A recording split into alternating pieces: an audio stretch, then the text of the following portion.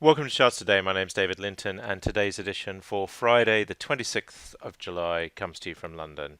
And we start by looking at the dollar index, as always, and the dollar actually just edging higher all the time, and now moving more clearly into bullish territory on that medium-term chart. So we are seeing upside potential here of 15% on that chart. We still do have the downside target hanging over us, of course, remembering this is a basket of currencies, the index, but we are just seeing generally bullish action there. And if we take a look at the euro, we're seeing conversely negative action on the euro. We saw yesterday the ECB announcement. There was a little bit of a jump there, but the euro's fallen back. We did nudge this 111 level, and that's looking pretty critical now as a support level for the euro. We see here we've bounced along that over the course of this year. If we fall through 111, then we are looking to new downside targets. We got a new one introduced yesterday of 108. A move below 111 would activate that. We've got 109. The fact that we've got 4 downside targets on the short-term chart is quite compelling that we will see a fall.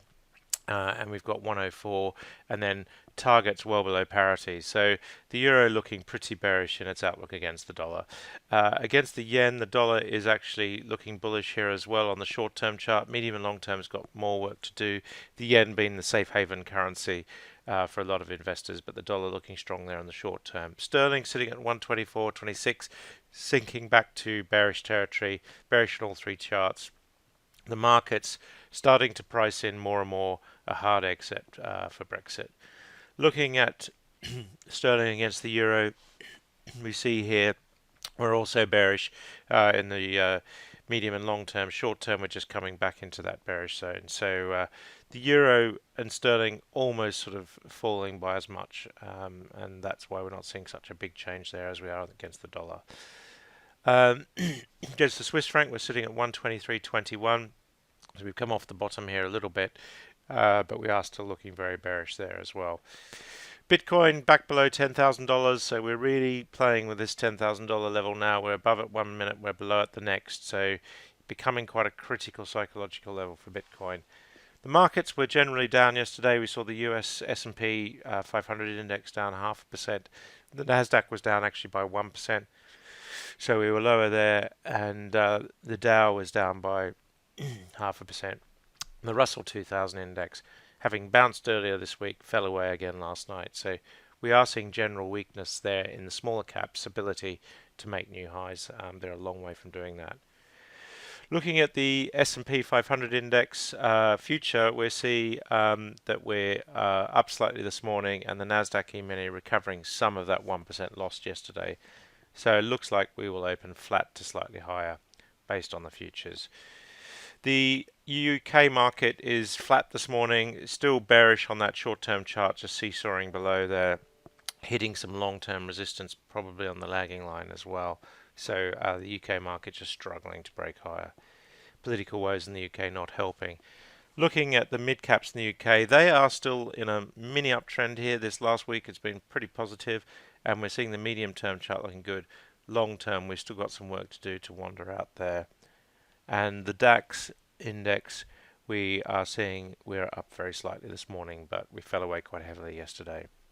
The CAC 40 is also down after yesterday's falls. The the Nikkei index is down 0.4% overnight. The Hang Seng was down 0.75%, and the Chinese market actually was up 0.33%. The Indian market also bucking the trend up, but still looking bearish. And that medium-term chart on the Indian market starting to look a little bit worrying, but we do still have quite a lot of upside targets to play for. The Aussie market came back 0.33%, having had a great run to new all-time highs recently. Brent crude sitting at 63.44, just very steady at this level pretty much all week, waiting for an outcome on the tanker crisis in Iran. And like WTI, also similarly lower. US nat gas sitting in the doldrums at $2.23. Gold sitting at $1,419, still bearish on the short-term chart, but the medium and long-term chart's looking great. And silver also just holding on to those gains, still looking bullish here and wandering out into bullish territory on the long-term chart. US 10-year yields falling all the way back yesterday. They were back at 202. They're up sharply yesterday at 2.07. That ECB announcement really just driving more towards US assets, and we saw here that change in yields, but really we're seeing a lot of volatility here and really waiting for the next decision from the Fed. German Bund prices also seesawing yesterday on that ECB announcement, but overall bond prices looking higher, yields in the Eurozone looking much lower, negative. And so this data coming to you from Thomson Reuters Icon, could be running on Bloomberg, doesn't really matter what system you run your Updata system on, but here I'm running on Thomson Reuters Icon, and I'm just going to look at the bellwethers, because in tech, Apple it was actually up yesterday, and Amazon had strong results, up 20%, as did Google, and so we should expect to see some moves there today. And after they were up and after hours trading, and it'll be interesting to see if we can reverse this slow turn into bearishness for Amazon. Google, much the same. We're seeing a lot of tech stocks just moving there. Will they bounce higher today? If you're using either Thomson Reuters Icon or Metastock Zenith, the same system really, this is a good place to keep an eye on those 60-minute charts. Facebook also doing the same. Looking at the stocks through Yahoo, I use Yahoo data here, and I don't have the benefit of 60-minute data on my Yahoo charts because it's snapshot end of day. So we are seeing, we do see live updates on the end of the chart, but we don't have that granularity of the 60-minute data. But for most things, it's quite good just to look at the daily charts, and of course I've got the weekly charts at the top. So I've got weekly, daily, and I've got a daily chart with moving averages, volume, and my relative performance. So looking here, we see that we had a sea of red in the markets, most markets down yesterday. Looking at the Dow 30, the best performer was Caterpillar. They were a fall of the day before, but they were up 2% yesterday. We had Dow Inc. They were falling. They've really not had a great start to the year. And Boeing were down 3.7%. The 737 crisis now starting to bite quite hard for Boeing. Looking at the Nasdaq, we see a lot of red here. And if we look at Amazon, we see here just struggling to break to that new high. It'd be interesting to see whether today's results can kick them higher as well. The best performers were Netflix. That was the strongest performer, up 2.7%, recovering a little bit from last week's disappointing subscriber numbers, but really that's not enough to turn the chart bullish. That is the bearishness is still sitting there. On the downside, we had Align Technology down a massive 27%. That's really starting to bite. They were wandered into bearish territory, so we shouldn't be surprised to see falls to the downside. And Tesla were down a massive nearly 14%. So they're having had a little bit of a recovery. That's now starting to unwind there as well. In the Aussie market, which has been making new all-time highs, we had Mineral Resources up 8%. So looking pretty good there. And on the downside, we had Speedcast International down a further 8%. They've had a terrible month really, and we see here they're just hitting the floor. Looking at the Indian market, the Nifty 50, in India we had Yes Bank. This stock is either a leader or a laggard most times. A lot of volatility in this stock, but it doesn't change the fact that it's a bearish chart. We've underperformed the market by nearly 60% this year. And if we look at the worst stock performer today, it's Vedanta, down 4%, and again this chart bearish as well.